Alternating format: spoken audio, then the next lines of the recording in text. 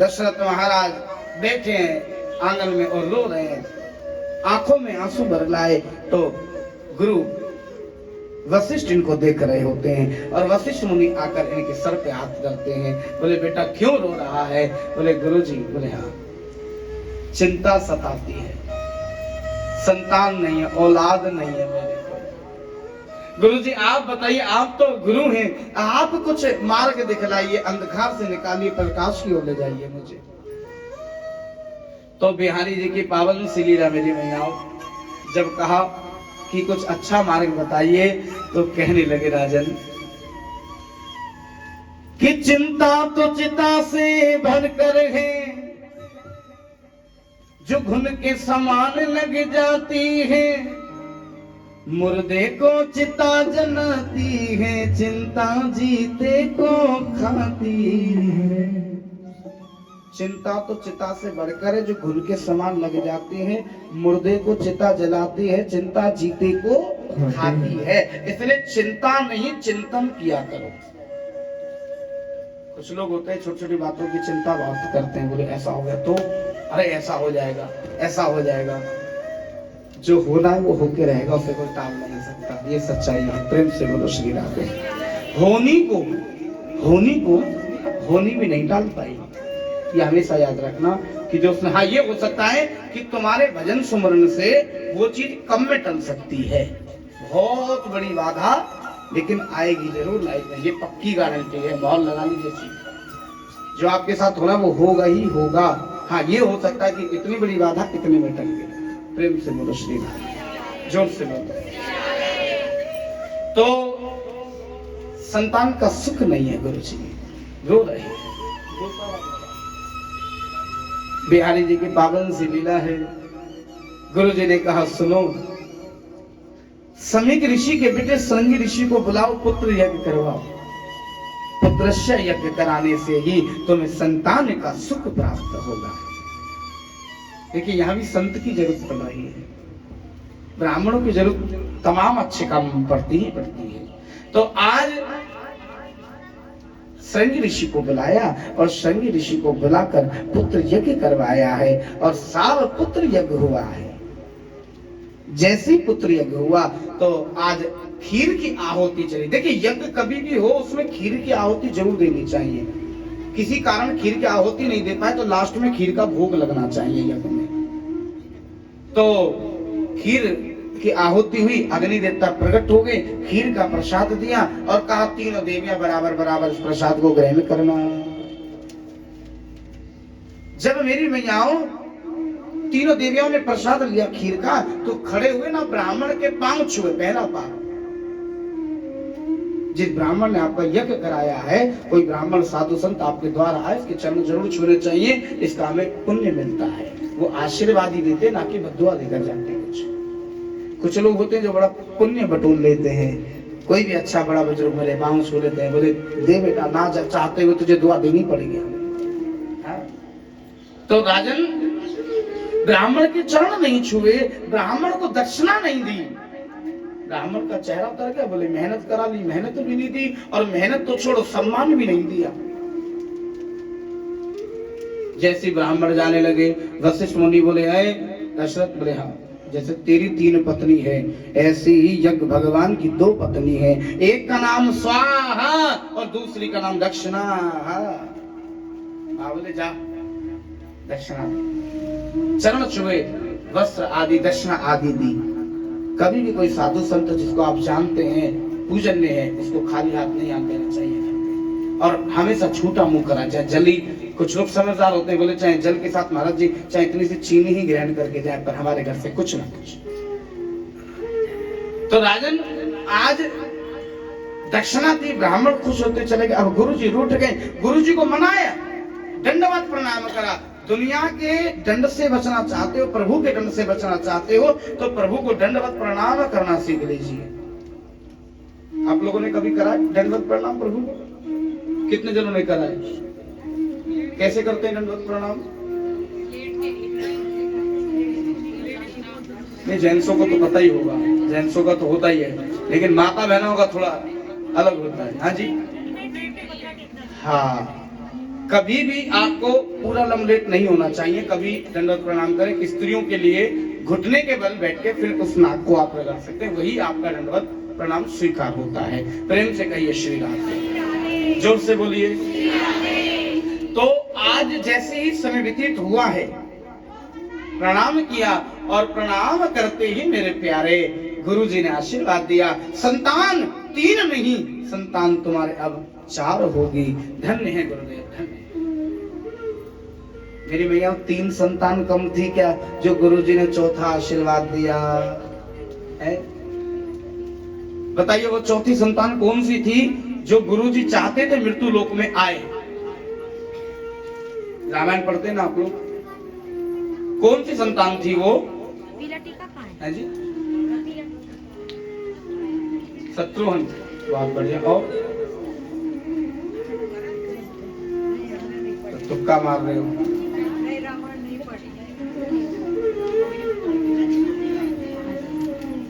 बता देते हैं, शेष के अवतार परम श्री लक्ष्मण जी महाराज, क्योंकि राम जी सीधे हैं, मर्यादा में रहने वाले हैं। कोई तो ऐसा हो जो जवाब दे। तो विष्णु आ गए पर शेषनाग रह गया। तो शेषनाग ने कहा प्रभु मैं भी जाऊंगा प्रभु की रक्षा के लिए, और ऐसा सा होना है क्या नहीं पता विष्णु को। तो ब्रह्मा जी ने ये भाव लिख दिया, तो गुरु जी के मुख से ये बात निकल गई।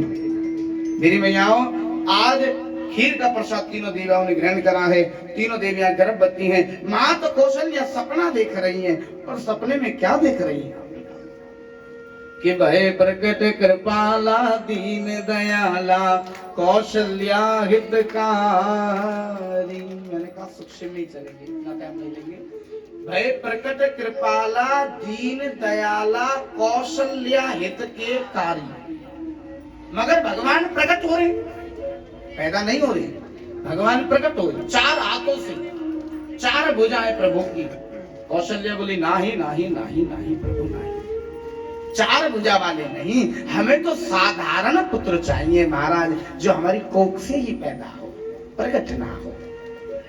तो साथ के जा दिन ते हरि गर्भ में आए, नित मत मंगल मोद बधाए। जा दिन ते हरि गर्भ में आए। कौशल्या मैया सभी देवियां बड़ी प्रसन्न हैं, और देखते देखते तीनों देवियों के गर्भ से बच्चों ने जन्म लिया है। माता कौशल्या के गर्भ से श्री राम भगवान का जन्म हुआ है। बोले रामचंद्र भगवान की। कैकेयी के गर्भ से भरत भैया ने जन्म लिया। बोले भरत भैया की। और सुमित्रा के गर्भ से एक नहीं है, 2 हुए। बोले शत्रुघ्न महाराज की। बोले राम प्रिय लक्ष्मण महाराज की। तो आज अयोध्या में जय जयकार होने लगी, मंगलाचार होने लगा अयोध्या में। और कैसे हो रहा है, आइए सभी आनंद लेंगे और सभी में साथ में जुड़कर गाएंगे। थोड़ा मंगलाचार करके कथा को आगे के बढ़ाएंगे।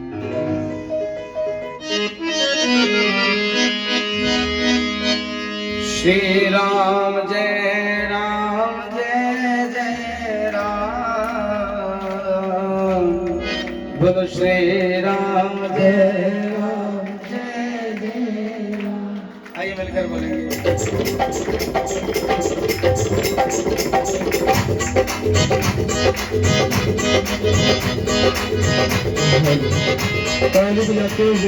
श्री राम जय राम जय जय राम, श्री राम जय राम जय राम, श्री राम जय राम जय जय राम, श्री राम जय राम जय जय राम, श्री राम जय राम जय जय राम, श्री राम जय राम जय जय राम।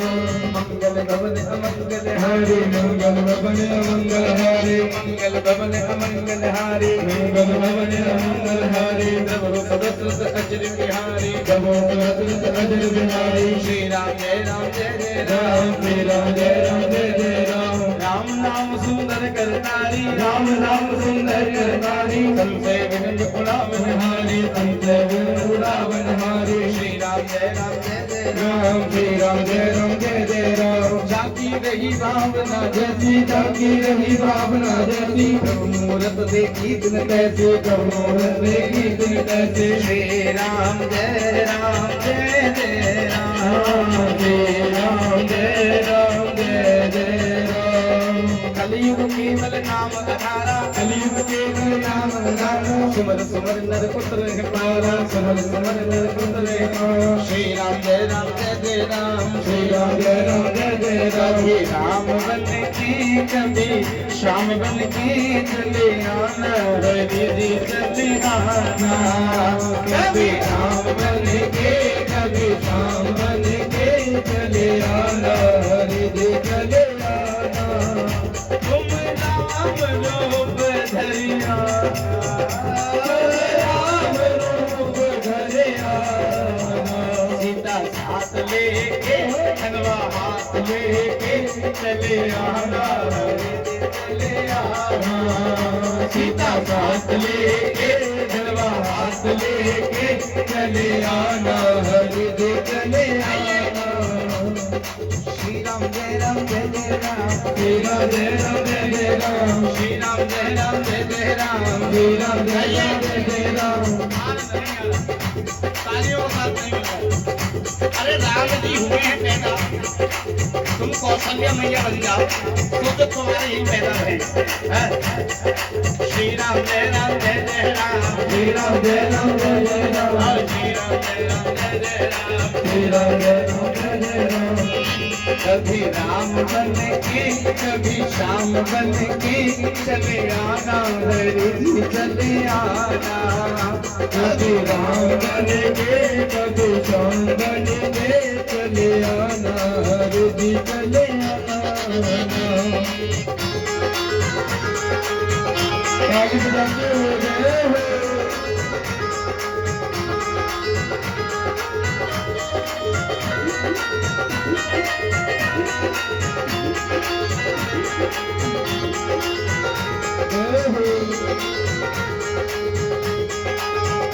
तुम श्याम रूप धरियाना, तुम श्याम रूप धरियाना। राधा साथ लेके मुरली हाथ लेके चले आना, हरि जी चले आना।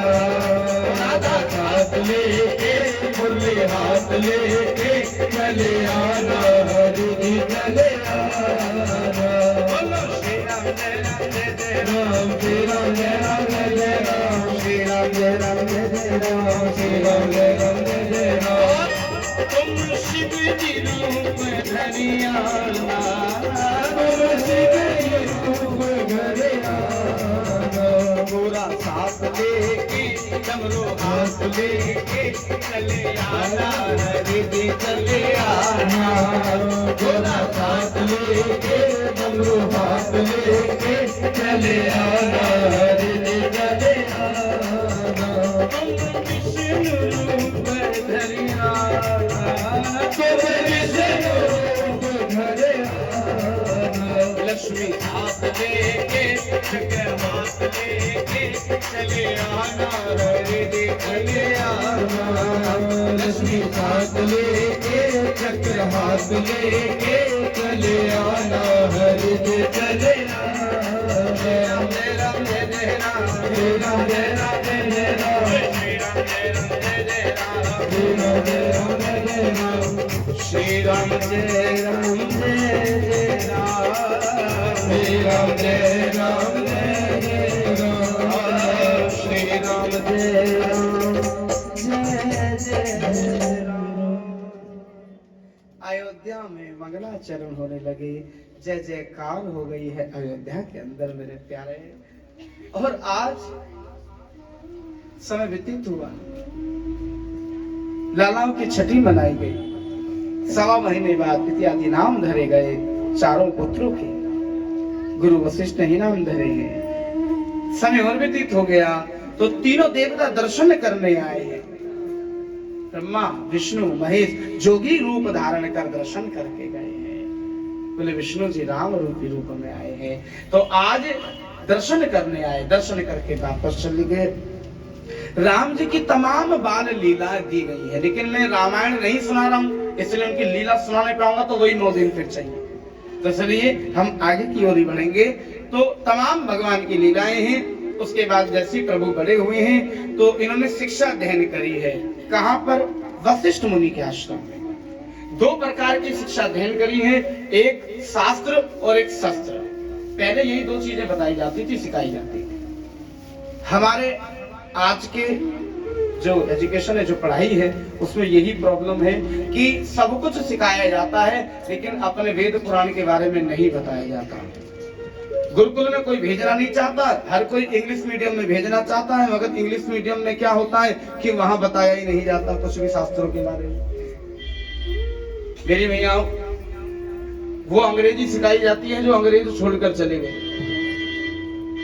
लेकिन बात अपने भारत की संस्कृति की करें, भागवत गीता हो गई, भागवत कथा हो गई, रामायण हो गई, कुछ भी उपदेश नहीं दिया जाता। अदर धर्मों में ये उपदेश दिया जाता है।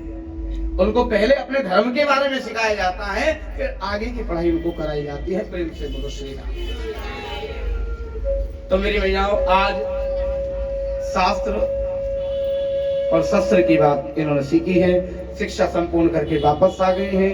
समय व्यतीत हो गया है और इधर में विश्वामित्र जी महाराज ने कुछ यज्ञों का संकल्प कर रखा। सब हो गए लेकिन कुछ ही यज्ञ रह रहे थे 2-3, जिसमें मारीच, सुनाऊ, ताड़का इत्यादि इनके यज्ञ को पूरा नहीं होने दे रहे थे। अच्छे काम में बाधा आती ही आती है। बड़े दुखी हो गए विश्वामित्र जी कि मैं अब यज्ञ करूं तो कैसे करूं, क्योंकि जब जब यज्ञ करने बैठे तो साहब उसमें मेरी मियाओ भक्ष आहार उसमें डालकर चले जाए राक्षस। बड़े दुखी हो गए। और ऐसा नहीं है कि विश्वामित्र लड़ नहीं सकते, इनको शास्त्र की भी नॉलेज है और शस्त्र की भी नॉलेज है, परंतु इन्होंने वचन करा था कि जब मैं पूजा करूंगा तो मैं क्रोध नहीं करूंगा, मैं गुस्सा नहीं करूंगा, मैं शस्त्र नहीं उठाऊंगा, मैं लड़ाई नहीं करूंगा।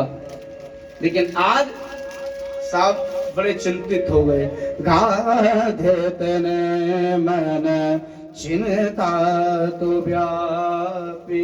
गाधत नाम के राजा के पुत्र विश्वामित्र जी महाराज, इनको चिंता व्याप रही है। तो कुछ प्रिय मित्रों ने कहा कि महाराज,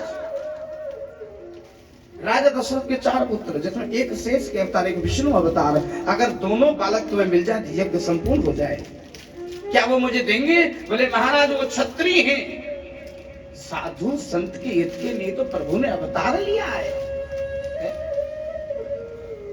मेरे मैयाओं, वो रक्षा जरूर करेंगे, ऐसा भाव दिया। बोले ठीक है महाराज, चल के देखते हैं। अब जैसे ही गए तो दशरथ महाराज ने बड़ा मान सम्मान किया है। दशरथ को सिखाया उनके गुरु ने कि कोई साधु आ जाए उसका सम्मान करना चाहिए, तो अंदर ले जाकर गद्दी पे बैठाला है और भैया चरण धुलाए हैं आज विश्वामित्र जी के।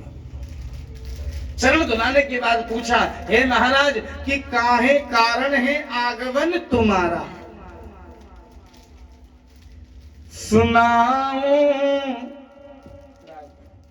सुनाऊं क्या मैं हाल दिल का, मैं गैरों का सताया हूं। महाराज, मैं जब भी यज्ञ करता हूं महाराज बड़ी दिक्कत आती। बोले बात क्या? बात बताइए।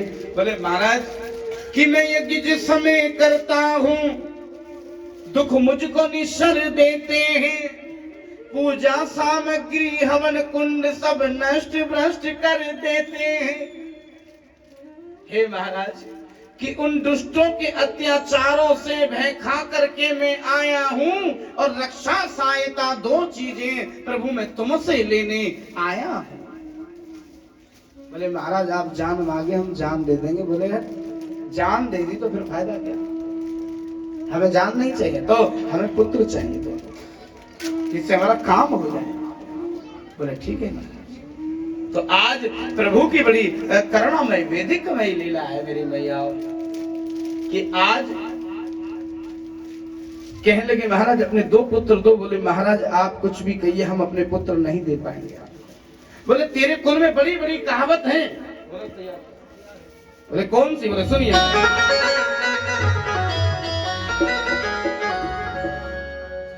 कि रघुकुल रीत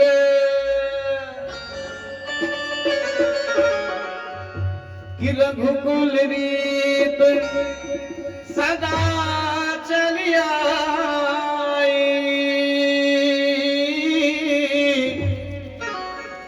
प्राण जाए पर वचन न जाए राम सिया राम जय जय राम राम सिया राम जय जय राम ओ रघुकुल रीत सदा चली आई प्राण जाए पर वचन न जाई राम सिया राम जय जय राम राम सिया राम जय जय राम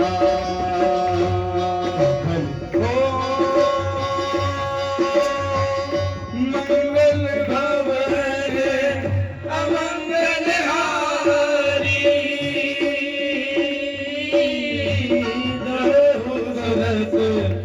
रज बिहारी राम सिया राम जय जय राम सिया राम जय जय राम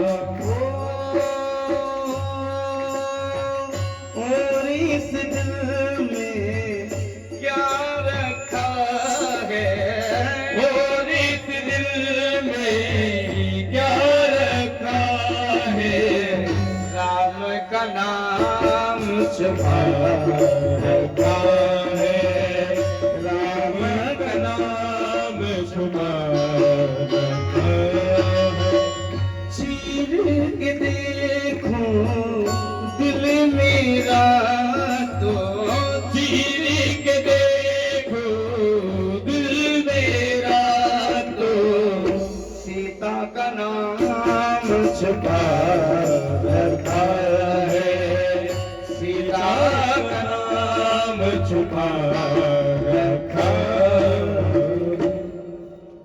आज रघुकुल रीत सदा चली आई प्राण जाए पर बचन ना जाए। हे महाराज आप कुछ भी कहिए मैं अपनी औलाद नहीं दूंगा। बोले नहीं दोगे? तुम्हारे कुल में इतनी इतनी बड़ी कहावत। बोले कुछ भी कहिए नहीं दूंगा। तो आज विश्वामित्र को क्रोध आ गया। देखिए क्रोध में क्या बोले कि दशरथ तुझे से ज्ञानी को ऐसा शब्द न सुहाता है सर के बाल सफेद हुए फिर भी ममता में मोहता। दशरथ तुझ जैसे ज्ञानी को ऐसा शब्द न सुहाता है सर के बाल सफेद हुए फिर भी ममता में मोहता। बोले महाराज मैं नहीं दूंगा। आप कछु भी कहिए मैं अपनी औलाद नहीं दूंगा। नहीं देगा? बोले ना दूंगा।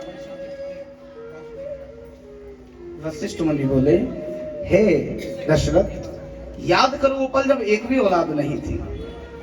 पुत्र जो प्राप्त हुए वो यज्ञ के वजह से हुए और आज उसी यज्ञ पे विपदा आने पड़ी। क्या यज्ञ की रक्षा नहीं करोगे? बोले गुरुदेव आप क्या चाहते? बोले ठीक है। दोनों पुत्रों को ले जाने लगे। रास्ते में दो मार्ग है, एक 3 पहर में 6 माह में। गुरु जी दोनों में फर्क क्या है? 3 पहर वाला जो है उसमें मारी सुमाऊ ताड़का इत्यादि मिलेंगे और जो 6 माह वाला उसमें साधु संत मिलेंगे। बोले साधु संतों के दर्शन करेंगे परंतु आते समय पहले जो टारगेट है जो मिशन है उसे पूरा करेंगे। तो चल दिए। अब सामने से सब आ रही है चाची। चाची समझ रहे होंगे है कोई किसी की चाची है। तो सामने से जब चाची आ रही है तो गुरुजी बोले राम अरे नार नहीं नौरंगी है, नौरंगी नहीं सोरंगी है। मैं आगे ज्यादा रूप नहीं बताऊंगा। मैं 2 ही रूप जानता हूँ जी। ये तो कहावत तो ठीक है अच्छा लिखी है लेकिन साहब तो 2 रूप कौन से कि स्त्री लक्ष्मी का रूप धारण कर ले तो घर को आबाद कर दे और कुलक्ष्मी का रूप धारण कर ले तो उस घर को बर्बाद भी कर देती है। तो कहने लगे राम ये बड़ी माया भी है। तो क्या करूं? बोले 2-4 इकट्ठे चढ़ा ले, राम जी मार देगा। अब गुरु जी दिखने तो दो, और जैसी दिखी एक बाण प्राण हर लीना साहब, एक बाण। गुरु जी मर गई। ए राम 2-4 और मार दे। बोले मरी मराई में कहा मारूं? गुरु जी बड़े बोले हैं, दबे पैर जा रहे हैं, जाकर हिला कर देखा मर गई। मरी मराई में 2-4 लात और मार दी गुरु जी ने। राम जी बोले ये क्या कर रहे? बोले राम जीते जी तो कुछ बिगाड़ नहीं सका इस काम में, तो मरने के बाद ही। प्रेम से बोलो श्री राधे, जोर से बोलो। तो आज आगे की ओर गए तो सुमाऊ आयो एक बाण प्राण हर लीना, मारीच आयो एक बाण ऐसा मारो लंका में ले जाकर फेंक दिया। रावण को पता चलना चाहिए कि आ चुके हैं प्रभु राम। अब भैया यज्ञ संपूर्ण हो गया। जैसे ही यज्ञ संपूर्ण हुआ तो जनकपुर से पाती आ गई। बड़े सूक्ष्म में चल रहे हैं हम, क्योंकि ये भागवत कथा बड़े सूक्ष्म में चलना पड़ेगा हमें। तो साहब जनकपुर से पाती आ गई सीता स्वयंवर। तो सीता स्वयंवर का भाव आया तो गुरु जी बोले हैं विश्वामित्र जी महाराज। विश्वामित्र जी महाराज ने भाव प्रकट करा। तो बिहारी जी की पावन सी लीला मेरी मैयाओं, जैसी पाती आई गुरु जी ने कहा मेरा कार्य पूरा हो गया। राम जी तुम कहो तो तुम्हें अयोध्या छोड़ दूं, और तुम कहो तो मैं जनकपुर घुमा लाऊं। अब राम जी तो आ करते रहे सोच में कि गुरु जी बड़े, क्या बोलूं मैं सोच समझ के। पहले के लोग बड़ों के आगे सोच समझ के बोलते थे, आजकल तो जो मन में आए वो। हाँ तो लक्ष्मण बोल पड़े क्या? गुरु कह दो जनकपुर, अरे होते चले जी गुरु कह दो जनकपुर। गुरु जी कह दो।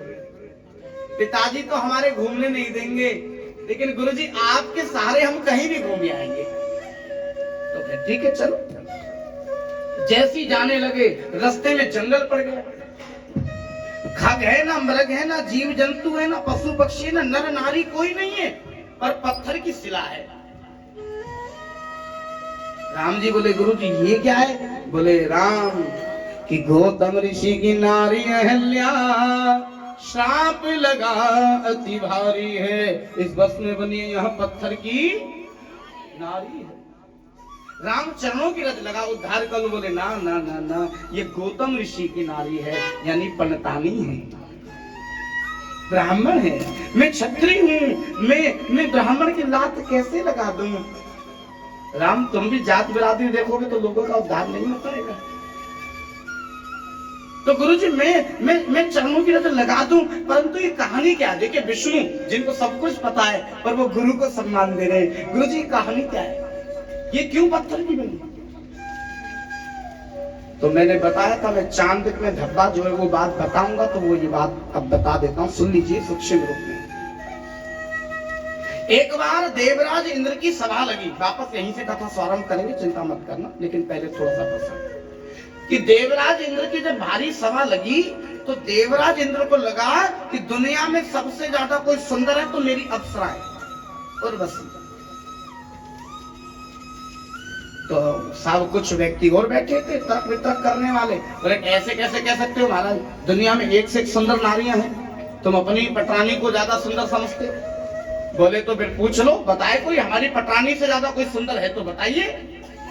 बोले महाराज सूर्य से पूछो, सूर्य सब पे नजर रखता है, सूर्य महाराज सबको देखते हैं, तो सूर्य से पूछो। चौ सूर्य जी महाराज बताइए हमारी पटरानी को देखकर क्या इनसे दुनिया में कोई ज्यादा सुंदर है? बोले महाराज जी मैं तो जेठ लगूं, हम तो जेठ लगते हैं, लोग हमें देखकर तो पल्ला यूं कर लेंगे, यूं मुंह ढक लेंगे, सूरज की तरफ कोई देखे ही ना, हम बड़े हैं महाराज। तो फिर बोले हमारा छोटा बताएगा। बोले कौन? बोले वो चंद्रमा। चांद से पूछो, हर नारी करवा चौथ पे अपने चांद को देखने से पहले हमारे इस चांद को देखती है, ये डिसाइड कर सकते हैं। तो चंद्रमा से पूछा कि महाराज बताइए इनकी पटरानी से ज्यादा कोई सुंदर दुनिया में नारी है? बोले महाराज है, बिल्कुल है, बिल्कुल है।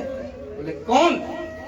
गौतम ऋषि की नारी अहल्या, साधु जी की जो धर्म पत्नी है वो बहुत सुंदर है, और हमें नहीं लगता उससे ज्यादा कोई सुंदर होगा।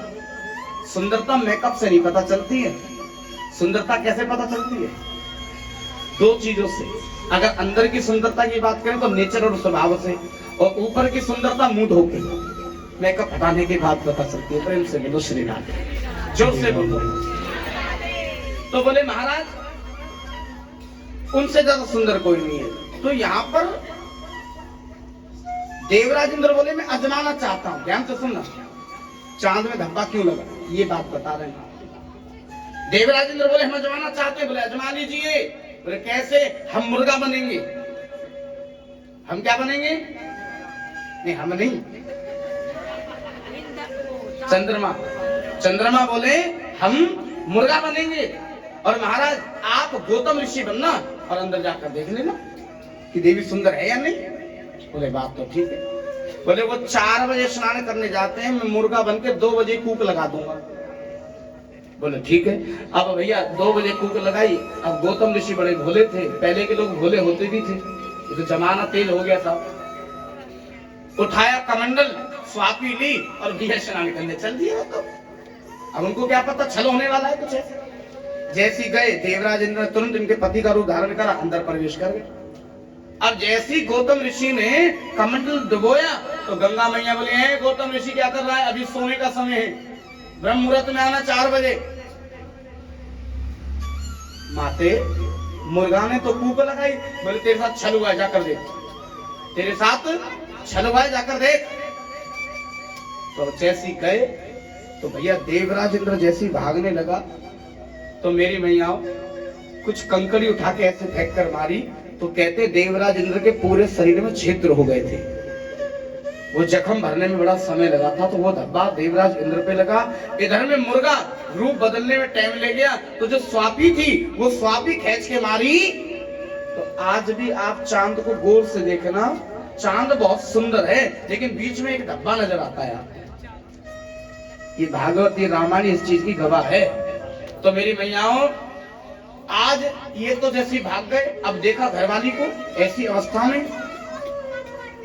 जब ऐसी अवस्था में देखा तो गौतम ऋषि को क्रोध आ गया। बोले तू पहचान नहीं पाई ये कौन था और मैं कौन हूं? देवी कुछ नहीं बोली। कई बार ऐसा नहीं होता कि जो चुप हो वो गलत है। कई बार कोई व्यक्ति तुम्हारी रिस्पेक्ट करके भी चुप रह सकता है। हर चुप रहने वाला व्यक्ति गलत नहीं होता है। तो वहां देवी वो चुप रही और उनको लगा इसकी गलती है, चुप है, तो श्राप दे दिया चुप रहने का ज्यादा शौक है तो जा पत्थर की हो जा। वहीं पे ये नारी अहल्या पत्थर की बन गई, और जब पत्थर की बनी तो पत्थर में से आवाज आई कि तुम मुर्गे को नहीं पहचान पाए तो मैं उस इंसान को कैसे पहचानती? गलती मेरी कोई नहीं थी, लेकिन फिर भी पत्थर का बना। गौतम ऋषि बहुत क्योंकि नुकसान कई बार गुस्से में हम कुछ नहीं अपना नुकसान ही कर लेते हैं, और बाद में बस एक ही चीज रह जाती है, पछतावा। इसलिए कभी भी गुस्सा आए तो वेट करें, तुरंत ऑप्शन मत लो। कुछ लोग गुस्से में ऑप्शन ले लेते हैं, मोबाइल तोड़ देंगे, टीवी तोड़ देंगे, लड़ाई झगड़ा कर लेंगे। कुछ तो मियां बीवी में कलेश हुआ, बोले जा रही हूँ मैं बैग पैक करके, चल भाई चल दी, और बाद में फिर फोन करके जी आ रही हूँ। प्रेम से बोलो श्री राधे। कभी भी क्रोधित हो, गुस्से में हो, वेट करो लाइफ के अंदर, वेट सदृश है, क्योंकि रुकने के बाद माइंड शांत हो जाता है। फिर ऑप्शन आप अच्छे से लीजिए सोच समझ के। तो आज समय व्यतीत हुआ, कहने लगे देवी मैंने जो तुम्हें श्राप दे दिया वो तो दे दिया है, परंतु मैं तुम्हें एक आशीर्वाद देता हूं। आने वाले समय में भगवान विष्णु राम रूपी अवतार लेकर आएंगे, उनके चरणों के रज से तेरा उद्धार हो जाएगा। बोले महाराज कब? बोले त्रेता युग में। ओहो ये तो गड़बड़ हो जाएगी, क्योंकि अभी तो सतयुग चल रहा है, ये बात सतयुग की है। तो सतयुग, द्वापुर, फिर त्रेता। महाराज मैं इतने टाइम तक पत्थर बनी रहूंगी क्या यहाँ? बोले देवी तेरे प्रेम में मैं युग ही बदल देता हूँ। जहां सतयुग के बाद द्वापुर नहीं आएगा, क्या आया था बोलो? त्रेता आया था। सतयुग, त्रेता, फिर द्वापुर और फिर कलयुग, युग ही बदल दिए। ये प्रेम की निशानी थी। प्रेम से बोलो श्री राम। मेरे मैयाओं गलती करके भी कोई गलती मान ले तो बहुत बड़ी बात होती है। तो आज समय का क्या कहना है, वापस वहीं आते हैं। आज चरणों की रज लगाई, उद्धार कर दिया। आज राजा जनक की अमराई में जाकर रुके हैं प्रिय राम जी और गुरु जी और लक्ष्मण। प्रातः होते ही पूजा के लिए पुष्प चाहिए। अब वाटिका में चल गए, जिस वाटिका पे लिखा था पुरुषों का आना वर्जित है, पुरुषों का आना वर्जित है, लेकिन फिर भी पढ़कर इग्नोर किया और प्रवेश कर गए, जबकि प्रवेश निषेध था। अब जैसे पुष्प तोड़ रहे हैं, माली आया और माली ने, मेरी मैया माली ने लक्ष्मण जी का हाथ पकड़ लिया। लक्ष्मण जी बोले हाथ छोड़ दे, बोले नहीं छोड़ेंगे, बोले हाथ छोड़, बोले नहीं छोड़ेंगे, बोले हाथ छोड़ दे वरना हाथ तोड़ के दूसरे हाथ में ना थमाए तो क्षत्रिय वंशित ना कहलाए। साल बिहारी जी की पावन सी लीला है आज। लक्ष्मण बोला एक तो चोरी, मेरी मैया यहाँ पर लक्ष्मण जी को बोला गया है, किसने बोला, माली ने बोला कि एक तो चोरी और ऊपर से सीना दे। आप मुझे अकेला समझ रहे हैं क्या? बुलाऊं दो चार पहलवानों को, राम जी समझे इसका गढ़ है ये। क्या है इसका? कौन सा गढ़ है? हाँ ये भी तो घड़ी है। बोले भाई इसका गढ़ है ये, कितनों को भी इकट्ठा कर लेगा यहाँ।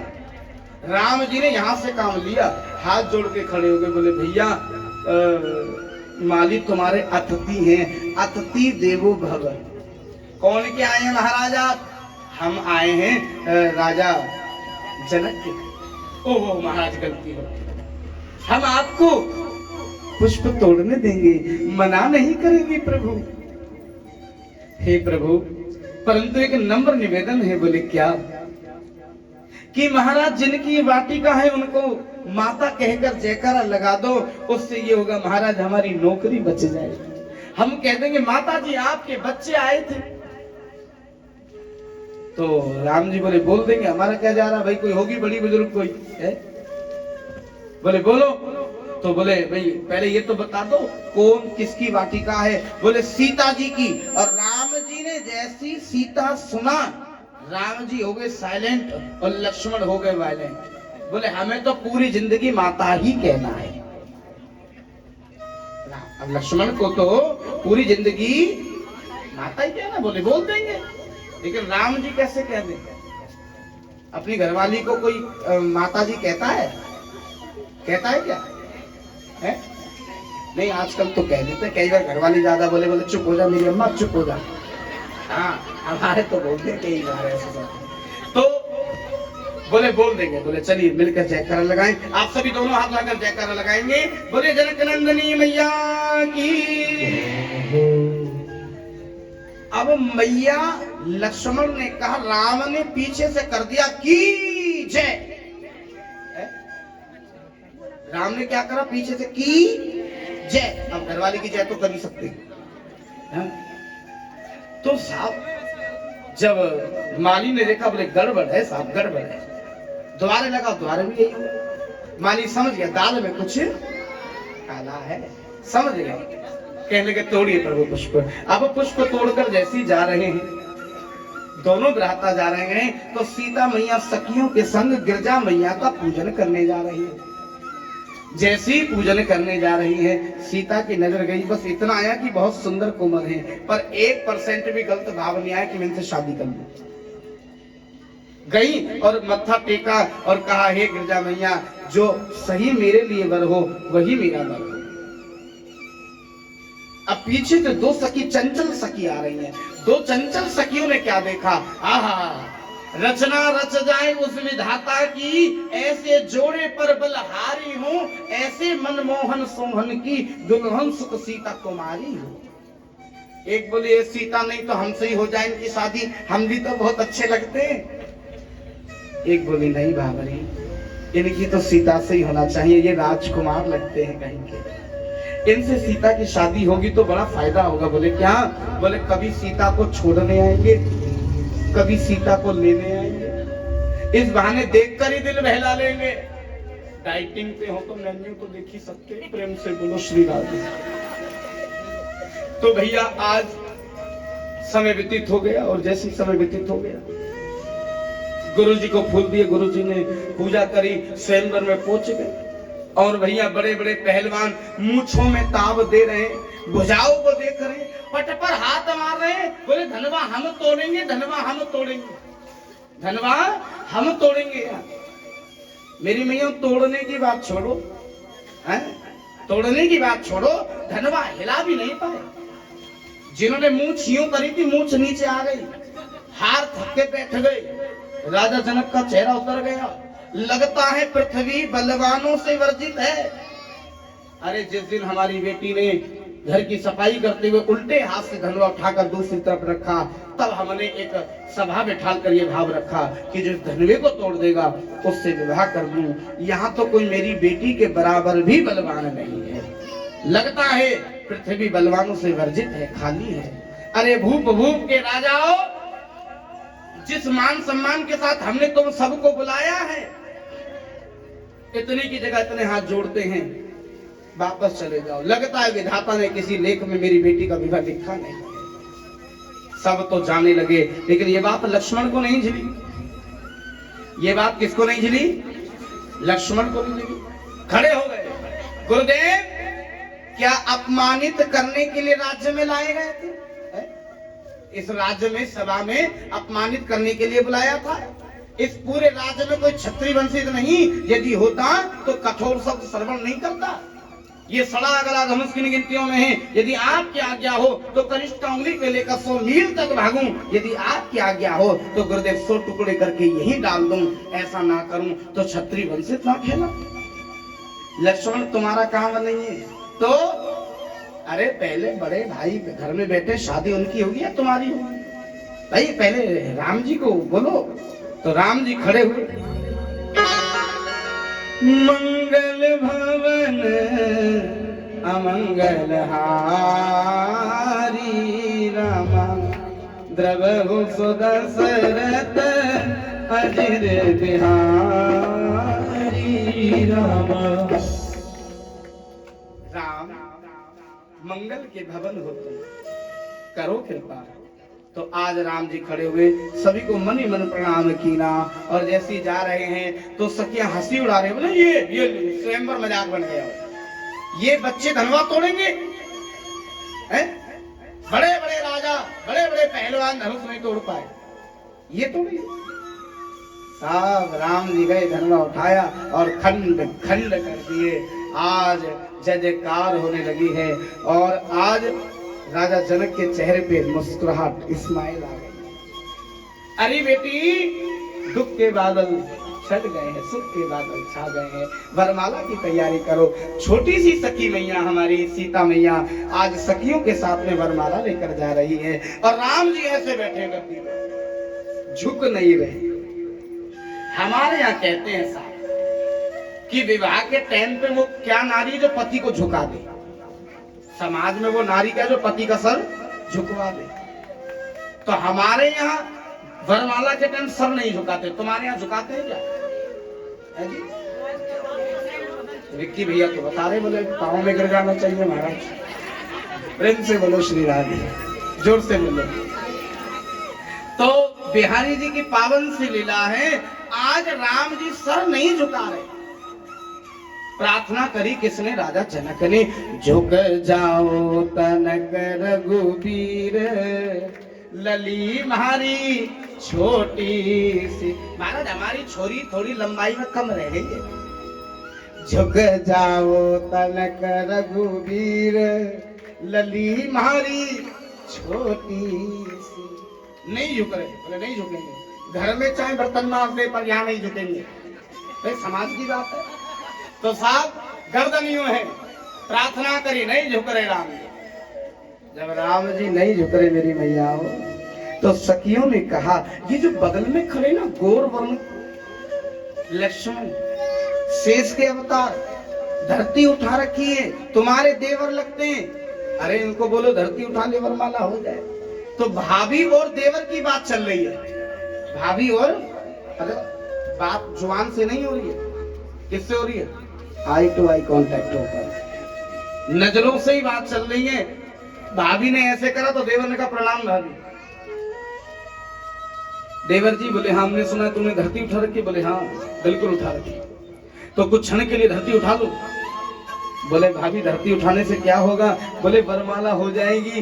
बोले भाभी कितनी सीधी हो तुम, मैं धरती उठाऊंगा तो भैया भी उठेंगे और आप भी तो उठोगे, आप भी तो धरती पे ही हो। बोले अब क्या करें। लक्ष्मण जी बोले पहली बार मदद मांगी है साहब, मदद तो बनती है, तो करें क्या। बोले रोज सुबह उठते ही, प्रातः उठते ही ब्रह्म मुहूर्त में स्नान एकादशी से व्रत होते हुए अपने बड़े भाई के चरणों की रज लेता था। स्वयंवर की बात ऐसी चली, पांव छूना भूल गया। अरे साहब जब नहीं छुए तो क्या हुआ, जब जागो तब अब छू लेती। यह शब्द सुन कर लक्ष्मण खड़े हो गए और उठ करके श्री राम के चरणों में गिर गए, चरणों में गिर गए। अरे अरे लक्ष्मण उठो, बोले उठो, क्यों भैया रोज हम खुद उठ जाते हैं, आज आप नहीं उठा सकते क्या। सीता की तरफ देखा, हल्की हल्की मुस्कुरा रही थी, समझ गए भाभी और देवर की बात। बोले हम कौन सा सीता के आगे झुक रहे हैं, हम तो अपने भाई के आगे झुक रहे हैं। तो जैसी भाई को उठाने लगे लक्ष्मण को, लक्ष्मण ने हाथ पकड़ लिए। ए भाभी, बोले हाँ, गेर दे माला, दूसरा कोई बहानो भी नहीं है कि मौका जो पाया जान की वरमाला पहना दी, जय जय हो श्री राम की, जय जय हो जान की। एक बार जोरदार ताली से मान सम्मान दीजिए श्री राम और सीता मैया को। मेरी मैया आज बड़ा सुंदर भाव लिया है, और समय का क्या कहना, समय व्यतीत हो। जैसी वरमाला हुई है तो पाती आज दशरथ जी के यहाँ गई है, अयोध्या में गई है कि भाई बारात लेकर आइए और अच्छे से तैयारी गा बजाकर अच्छे से विवाह हो। तो जैसी ही चिट्ठी गई तो बारात की तैयारी हुई, लेकर आए तो आज राम जी का बड़ा स्वागत हो रहा है और साथ में देवर खड़े हैं। तो जनक ने कहा महाराज अगर आप बुरा ना माने तो 3 बेटे आपके हैं और 3 कन्या हमारे घर में भी और हैं, आप कहें तो एक साथ ही सबका विवाह हो जाए तो आनंद घड़ी और आनंदमयी हो जाए। तो यहाँ पर कहा जो आ गया महाराज।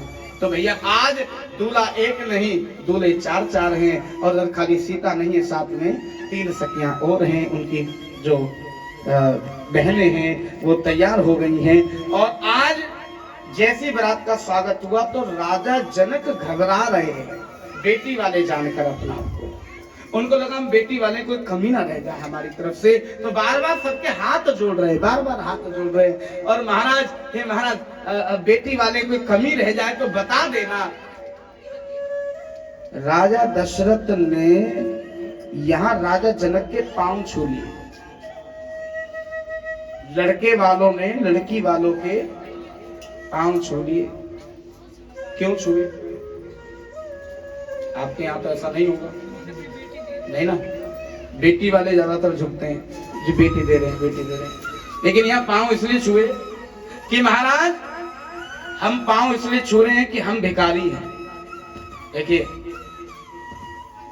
दशरथ महाराज ने कितना बड़ा शब्द कहा, हम भिखारी हैं, हम याचक हैं, तुम्हारे दल भिक्षा मांगने आए हैं और तुम दानी दाता हो, हम तुमसे भिक्षा लेने आए हैं, तुम्हारी बेटी को हम चाहते हैं। एक बार जोरदार ताली बजनी चाहिए ऐसे। लेकिन लड़की वालों को झुकने की जरूरत नहीं है, लड़की वालों को झुकना नहीं चाहिए कभी भी मेरी भैयाओं। हाँ बात ये कि अगर बात बिगड़ रही हो तो झुकना चाहिए कि बात बिगड़ रही है, सामने वाला घमंडी है तो फिर झुकने में कोई बुराई नहीं है। मगर समझदारी ये है, लड़के वाले इतने समझदार होने चाहिए कि उन्हें कभी लड़की वालों को छोटा नहीं समझना चाहिए और ना उनको ये फील कराना चाहिए। क्योंकि अगर तुम्हारे पास बेटा है तो अगर तुम्हारे घर में बेटी होती तो तुम शायद समझ सकते हो चीज। बेटी होना पाप नहीं पुण्य है मेरी मैयाओं। बिहारी जी की पावन सी लीला है। आज मान सम्मान करा महाराज, आपकी बेटी को हम झोली फैला कर मांगते हैं। हम भिक्षक हुए, तुम दानी हुए। अब डिसाइड तुम भी कर सकते हो कि ये बड़ा है या ये बड़ा है।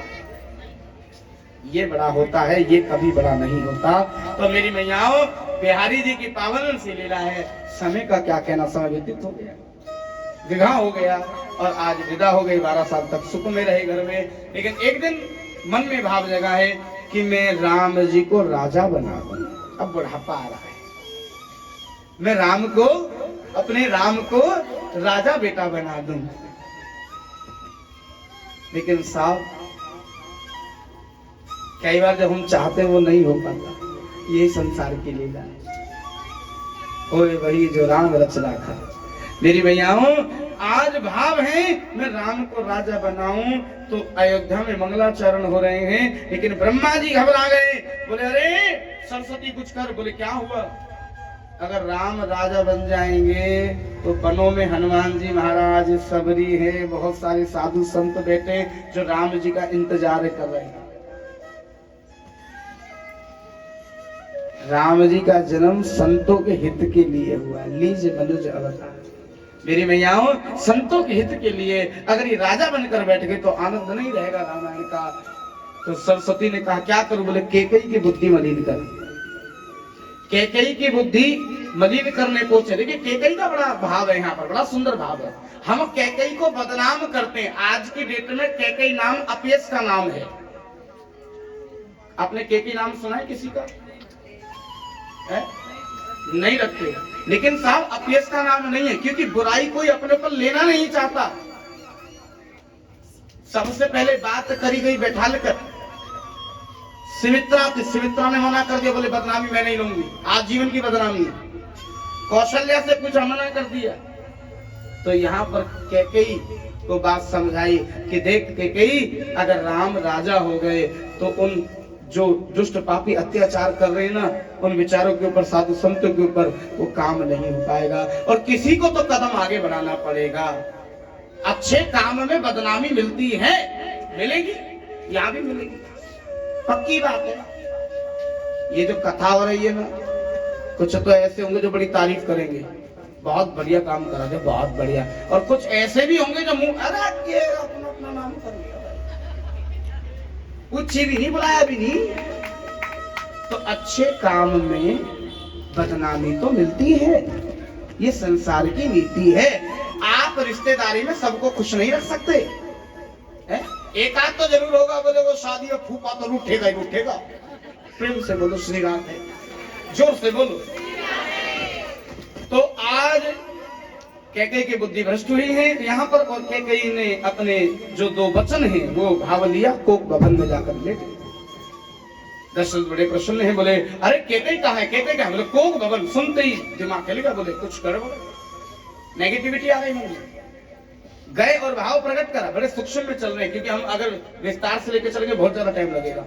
9 दिन की रामायण है जिसमें मैं इतना खेच लाया यहाँ तक, अभी और थोड़ी सी हो रही है, वो भी श्रवण कीजिए। तो मेरी मैयाओं, कोक भवन में गए, बोले क्या हुआ कैकेयी? बोले महाराज मेरे 2 वचन हैं, आपको याद है? बोले हाँ। आप कहें तो मांग लूं? बोले मांग लो। बोले महाराज आप राम को राजा बना रहे? बोले हाँ। आपका राम राजा क्यों बने, मेरा बेटा क्यों नहीं? बोले मतलब? बोले राजा जो बनेगा मेरा भरत बनेगा। दशरथ बोले कोई दिक्कत नहीं है, मेरे लिए तो मेरे चारों मेरे ही बेटे हैं, तो मैं तुम्हारे भरत को ही राजा बना दूंगा, कोई दिक्कत नहीं, तथास्तु। हमारा दूसरा वचन? बोले क्या? जो राम है? बोले हाँ। 14 साल का वनवास। ये सुनते ही 2 कदम पीछे हट गए, छाती पे हाथ रख के बोले देवी ये क्या? तुम्हारा भरत राजा बने हमें दुख नहीं है, तुम्हारा भरत राजा बने हमें दुख नहीं है, पर हमारा राम वनों में चला जाए ये गलत हो जाएगा, उस बच्चे के साथ गलत हो जाएगा। मैं न्याय कर सकता हूं, लेकिन साहब इतना भी तगड़ा न्याय मत कराओ जिससे किसी का नुकसान हो जाए, किसी का बुरा हो जाए। वो हमेशा मुझे माफ नहीं कर पाएगा, मैं गुनहगार बन जाऊंगा उसका। बोले महाराज मुखर जाइए, तुम्हारे कुल में ही कहा है कि रघुकुल रीत सदा चल आए, प्राण जाए पर बचन। ठीक है, तुम जो चाहते हो ऐसा ही होगा। चले गए। अब किस मुंह से राम को कहें कि राम तुम राजा नहीं, तुम तो वनवासी। राम को बुलाया और कहा राम एक बात कहें? बोले हाँ। सोचो अगर तुम्हें राजा ना बनाया जाए तो तुम्हारे दिल पे क्या बीतेगी? बोले कुछ भी नहीं बीतेगी पिताश्री, कोई दिक्कत नहीं है, मैं राजा ना बनूं तब भी मुझे कोई दिक्कत नहीं है, मैं आपके दिल में तो हमेशा राजा हूं ना, आपका राजा बेटा हूं ना मैं। बोले हाँ, मेरे दिल में तू हमेशा राजा है। अच्छा राम तू फील कर बेटा, तुझे 14 साल का वनवास दे दिया जाए। पिताजी कोई दिक्कत नहीं, ये है बेटा। आजकल के बेटों को कह दो बेटा मकान में से हिस्सा नहीं मिलेगा और तुझे जंगल में भेजा जा रहा है, बेटा इज्जत करेगा बाप की? है मन में क्या आएगा? रख लिया वही बेटा था ना, मैं तो था ही नहीं, मैं बेटा ही नहीं था, होता तो मुझे बनने में भेजते ही नहीं, मुझे बनने भेज दिया और उसको अपने घर में रख लिया। लेकिन वो राम है, मुंह को नहीं सकूड़ा, ये होता है बेटा। खाली जायदाद से प्यार नहीं करा राम जी ने बाप से प्यार करा है। आजकल के लोग जायदाद से प्यार करते हैं, माँ बापों से प्यार नहीं करते। लेकिन भाव होना चाहिए माँ बाप प्रिय हो। मेरे भैया क्या आपका बेटा आप वनों में भेजो चले जाएंगे? हाँ हाँ ये सच्चाई है, आप सही कह रहे हैं, प्रेम से बोलो श्री राधे। तो आगे सुनिए, बड़ा सुंदर भाव, रामायण से थोड़े थोड़े उपदेश, जैसे एक बेटी का उपदेश था, अब ये बेटे का उपदेश चल रहा है। राम ने कहा मैं राजा बनूं या वनवासी बनूं, मैं आपके दिल में हमेशा राजा रहूं, बस मेरी यही उम्मीद है। बेटा तू कहे तो 14 दिन का वनवास काट कर राजा। बोले नहीं पिताश्री, अगर आपका आदेश है तो मैं वनों में जाऊंगा। तैयारी पकड़ ली, राम जी तैयार हो गए और तैयार होकर जैसे जाने लगे तो सीता इधर से आ जाती है और सीता कहती है जहां मेरा पति मैं वहीं जाऊंगी। बोले सीता तुमने बड़ा राज भोगा है, तुम दुख नहीं झेल पाओगी, तुम तेरे पांव में कांटे लगेंगे, तुम झेल नहीं पाओगी। बोले तो तुम कौन से वनों में कभी गए हो? महाराज तुमने भी तो राज भोगा है। अरे पत्नी की परख होती है साहब, सुख में नहीं, पत्नी की परख कब होती है? दुख में होती है, ये सच्चाई है। तो आज वो पत्नी ने कहा कि महाराज मैं चलूं। बोले ठीक है, कम से कम कोई तो होगा जिससे मेरा मन लग जाएगा। राम जी ने ये भाव लेते हुए सीता को लिया साथ में, पर चलो सीता पर ये जेवरात उतार आओ, ये इस महल के हैं, साधारण वस्त्र में चलो। तो सीता चलने के लिए, अब इधर में लक्ष्मण आ जाते हैं। देखिए प्रेम, शत्रुघ्न नहीं आए, लक्ष्मण जी आए हैं। लक्ष्मण ने कहा भैया मैं भी चल रहा हूँ। बोले भैया मैं कोई रसगुल्ले तो मैं खाने जा रहा हूँ, मैं वनों में जा रहा हूँ, वो भी 14 साल के लिए। खाना पीना मिलेगा नहीं मिलेगा, सोने को कहीं मिलेगा मिलेगा नहीं, ये कुछ नहीं पता क्या क्या होना मेरे साथ। तुम मत जाओ लक्ष्मण, तुम यही रहो, पिताजी का ध्यान रखो। बोले नहीं मैं चलूंगा। बोले अपनी अम्मा से एक बार पूछ आओ, कहीं मैं तुम्हें ले जाऊं और तुम्हारी अम्मा पीछे से फिर। तो बोले ठीक है।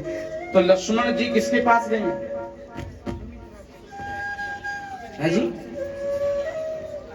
कौशल्या के पास, सुमित्रा के पास गए और सुमित्रा जी के पास जाकर कहा माँ मैं भी जा रहा हूं वन में। तो देखिए माँ ने कितना सुंदर शब्द कहा, ध्यान देना कि लाज रखना मेरे दूध की लाडले, कहीं ताने न मुझको दिलाना कुंवर, राम को जो वन में कुछ हो गया लौट अयोध्या न वापस तुम आना कुंवर। लाज रखना मेरे दूध की लाडले। राम भोले हैं, राम सीधे हैं, लेकिन तू बिल्कुल ठीक है, तू संभालना हर समय पर। माँ चिंता मत कर, जहां पर पसीना गिरे राम का लखन, जहां पर पसीना गिरे राम का खून अपना तुम वहां बहाना कुंवर, राम को जो वन में कुछ हो गया तो लौट अयोध्या मत आना। आजकल की माँ बोले मरतो तो मर जाएंगे, तू आ जाइए चुपचाप। लेकिन साहब क्या कह रही है माँ कि नहीं राम को कुछ नहीं होना चाहिए, मेरा राम वापस आना चाहिए, ये प्रेम है साहब। आज वनों में जा रहे हैं, सरयू नदी आदि पार की आदि करी है, समय व्यतीत हो गया है और आज जैसे आगे की ओर गए हैं तो मेरी मैयाओं वन देवी ने स्वागत किया है। भगवान राम जी का किसने? वन की जो देवी है उन्हें स्वागत करा और कहा प्रभु कोई आदेश? बोले आदेश एक ही है। क्या प्रभु? कि राह में जिस जिस रास्ते से मैं आया हूं वन देवी, उस वन के कांटों को हटा देना। प्रभु आप तो आ गए, अब कांटे किसको लगेंगे? राम जी जानते। राम बोले मुझे ढूंढता हुआ मेरा भरत जरूर आएगा। जो कांटे मेरे चुभ गए सो चुभ गए, पर मेरे भाई के कांटे नहीं चुभने चाहिए। ये होता है भाई भाइयों का प्रेम। प्रेम से बोलो श्री राम। कि मेरे कांटे चुभ गए कोई दिक्कत नहीं है, पर मेरे भरत के, जो राजा जिसके लिए वनों में आ गए हैं, देखिए उसके लिए क्या शब्द है कि उसको कांटे नहीं लगने चाहिए। आज समय और व्यतीत हुआ मेरी मैया। यहाँ पर कहते हैं भरत को जब ये पता चला कि राम वनों में गए, मुझे राजा, तो भरत भैया राजगद्दी पे नहीं बैठे। भाव सुनिए रामायण का बड़ा सुंदर भाव, कि वो भरत भैया महलों से कुछ दूर जा वृक्ष के नीचे खड्डा खोद जमीन में पत्ते बिछा उस समय आराम करते हैं और फलहार ग्रहण करते हैं। बोले जब तक 14 साल मेरे भैया वन में हैं, मैं भी वन में ऐसा ही रहूंगा। यहाँ पर मेरे मियाँ कोई और भाई होता तो गद्दी पे बलक के बैठ जाता, बोले खाया गया, हम बनेंगे राजा। लेकिन भरत ने उस गद्दी का लालच नहीं करा। आजकल तो सब जायदाद के पीछे क्या करते हैं भाई भाई, कि इस जमाने में कलेजा तक हिला देते हैं लोग, संगे भाई को जहर हंस कर पिला देते हैं लोग। ये जमाना है साहब। यहाँ तो सोचे कब मरे और कब अपना है। कुछ तो भाऊ बेटा ऐसे है, बोले बुढ़े बुढ़िया लुढ़के तो मकान तोड़ के बढ़िया बनाए टाइप को, गजब को। प्रेम से बोलो श्री राधे। हाँ बोले ये कब लुढ़के हैं, वो इसी इंतजार में, बोले तोड़ के बना नहीं सकते जब तक ये बैठेंगे। लेकिन साहब हाँ ये भी बात है, सही कह रही हो। प्रेम से बोलो श्री राम। नहीं ये सच्चाई है, ये बात है। मैया ऐसी नहीं कह रही है, तो कुछ चीजें होती है लाइफ के अंदर। सुनिए आगे, समय व्यतीत हो गया और आज कि 12 साल सुख में बीते, 13वां जो साल आया, दुष्ट पापी रावण ने सीता हरने का मौका पाया। समय काफी व्यतीत हुआ, शॉर्ट में चलेंगे आगे। तो आज सीता हरण हुआ, बड़ा युद्ध इत्यादि हुआ। भगवान ने रावण को मारा है, सीता को लिया है, और सीता को लेने के बाद भैया जैसे वापस आए तो जैसी खबर गई, तो खबर पड़ने पर छोटी दिवाली और जैसी पहुंचे बड़ी दिवाली, ऐसा भाव रखा गया। उसके बाद काफी समय तक सब कुछ अच्छा रहा, लेकिन अच्छा चलते चलते लोगों ने सीता पे उंगली उठानी प्रारंभ कर दी। ये संसार है, ये संसार है, या अच्छे पे उंगलियां उठाई ही जाती हैं। सीता पे उंगली उठने लगी। जैसी सीता पे उंगली उठी तो कहा अग्नि परीक्षा दो।